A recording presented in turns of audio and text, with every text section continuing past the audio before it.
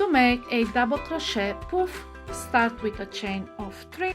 Then into the third chain from the hook, make an incomplete double crochet. To make an incomplete double crochet, yarn over, insert your hook into that chain, yarn over, pull up a loop, then yarn over and pull through just 2 loops on a hook. This is your incomplete double crochet. We will make 4 more.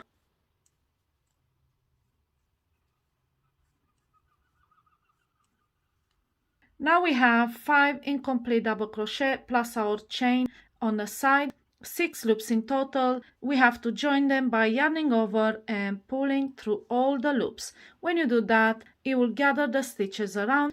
And to complete the poof, insert your hook into the stitch below, not into the chain, but the stitch where you started this poof, and slip stitch. And this is how you make a double crochet